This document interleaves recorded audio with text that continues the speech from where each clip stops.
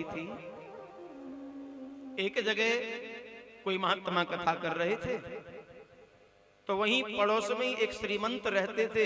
उनकी पत्नी ने कहा, सुनो जी, आपको कभी फुर्सत नहीं मिलती, दुकान पर ही बैठे रहते हो, महात्मा आए हैं, जाओ कथा सुनाओ। श्रीमंत जी बोले, सुनो देवी, रोज रोज समय नहीं निकाल सकता, दुकानदारी का काम है। एक काम करता हूँ, एक दिन जाऊंगा और एक ही दिन में सारा सार ले आऊंगा। बोले चलो जैसी आपकी इच्छा, एक दिन तो जाओ। तो एक दिन श्रीमान जी ने मन बनाया और कथा सुनने के लिए गए।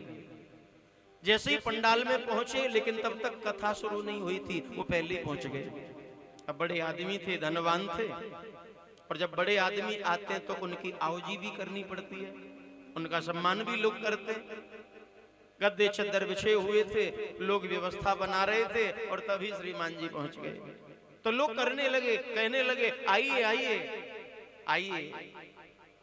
लोगों ने उनका स्वागत किया, आइए आइए। आ गए। किसी ने कहा, अरे बैठिए बैठिए बैठिए।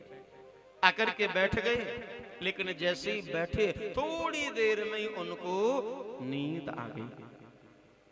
अब तो खूब खर्राटे बजाने लगे, सोने लगे। पंडित जी आए, महात्मा जी आए, कथा प्रारंभ हुई, कथा पूरी हो गई और सब श्रोता अपने अपने घर चले गए। लेकिन ये श्रीमान जी सो रहे हैं। अब जिसके गद्दा चादर बिछे थे वो परेशान, बोली ये उठे तो ये गद्दा चादर उठा में, उठे नहीं, सोते रहे। तो उसने थोड़ी हिम्मत करी और हाथ पकड़ करके हिलाया। बोले सुनिए, यहाँ क्या हुआ? बोले जाइए, कथा हो गई, जाइए जाइए। लौट करके श्रीमान जी घर आ गए। पत्नी ने पूछा, हाँ जी आप कथा में गए, क्या सुन के आए? बोले कथा बड़ी सुंदर हुई, बड़ा आनंद आया। बोले अच्छा, आपने सुना क्या, ये तो बताओ। बोले कथा तो बहुत देर हुई, पर मैंने तो 3 ही शब्द सुने। क्या शब्द सुने? बोले आइए, बैठिए, जाइए। यही शब्द समझ में आए मेरे। पत्नी ने सोचा, लगता है ये कथा में जाने के बाद भी सो गए होंगे। लेकिन पत्नी ने उत्साह बढ़ाया। बोले कोई बात नहीं, पहला दिन था ना, इसलिए ज्यादा समझ में नहीं आई आपके, इसलिए महात्मा जी ने आपको ये मंत्र दिया है, इस मंत्र का अभ्यास करिए। बोले अच्छा, अभ्यास करना है, ठीक है देवी। अब तो हर समय श्रीमान जी इन 3 बातों का अभ्यास करने लगे। आइए, बैठिए, जाइए।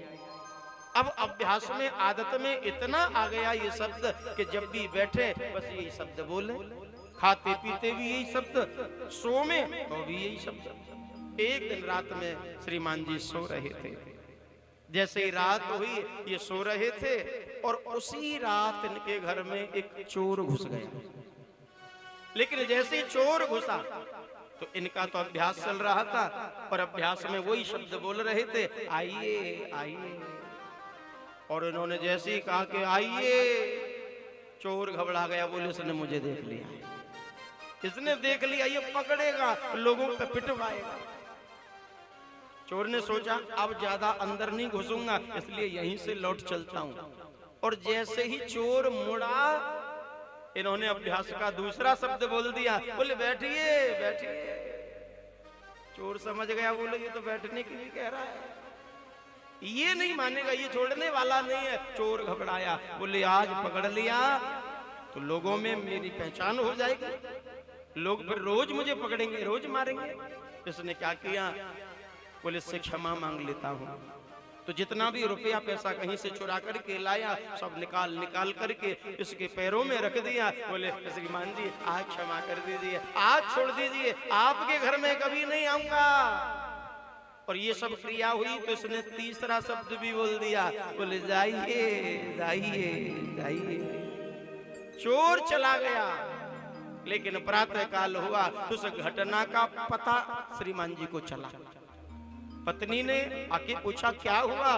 तो श्रीमान जी बता रहे हैं, देवी महात्मा जी ने मुझे मंत्र दिया अभ्यास के लिए, सिद्ध करने के लिए, पर मुझे नहीं पता था ये मंत्र इतनी जल्दी सिद्ध हो जाएगा। ये मंत्र तो सिद्ध हो गया। बोली कैसे? बोले रात में चोर आया और सारा रुपया पैसा चढ़ा करके मेरे ऊपर भाग गया, चला गया। मुझसे क्षमा मांगी उसने।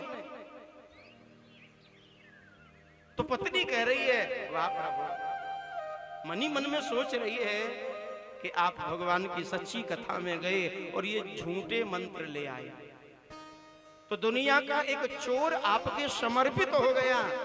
यदि उस सच्ची कथा से कोई सच्चा कृष्ण मंत्र ले आते तो ये हमारे जो मन के काम क्रोध लोभ है इन पर अभ्यास करते तो ये भी आपके वश में हो जाते।